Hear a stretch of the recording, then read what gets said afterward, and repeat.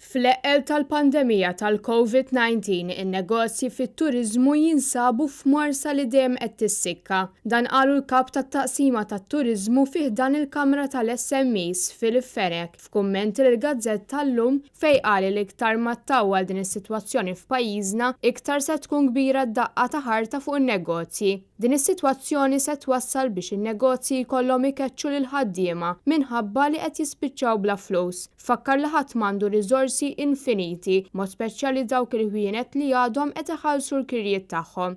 Il-problema tal-kirjiet qed tinkwieta lil ħafna li minkejja li l-Gvern qed joffri xi għajnuna din mhix qed tkun biżżejjed biex ilaħqu mal-ispejjeż kollha, fosthom diversi kontijiet li għadhom jiġu ma' wiċċhom. Huwa proprju għalhekk illi huma ħafna dawk li qed jitolbu biex il-Gvern jieħu azzjoni immedjata dwar il-kirjiet. Fenek qal illi s-sitwazzjoni se tkompli tigrava meta jasal iż-żmien li n-negozju jerġa' jibda mill-bidu li ma pass se jkun jirrikjedi iktar flus biex tingħata l-ispinta meħtieġa.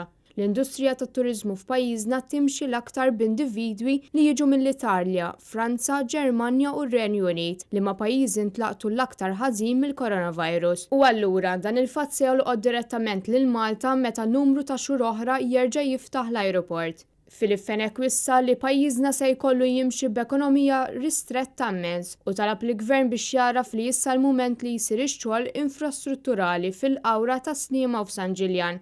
Dan fil-waqt li Fenek qed ibassar li s-sajf li ġej se jkun wieħed kważi ineżistenti għall-industrija tat-turiżmu u l-ekonomija dinjija. Sħarriġ tal-Kamra tal-SMEs wera illi 40% tal-ħwienet f'pajjiżna diġà għalqu l-bibien tagħhom minħabba l-coronavirus. Terz tan-negozji huma inkwetati kif se joħorġu l-pagi, filwaqt illi l-istess negozji qed jgħidu li l-għajnuna tal-Gvern qed iddum biex tasal. Iċ-Chamber tal-SMEs qed tinsisti li f'din il-kriżi għandhom jitraħħsu l-kontijiet tad-dawl u l-ilma.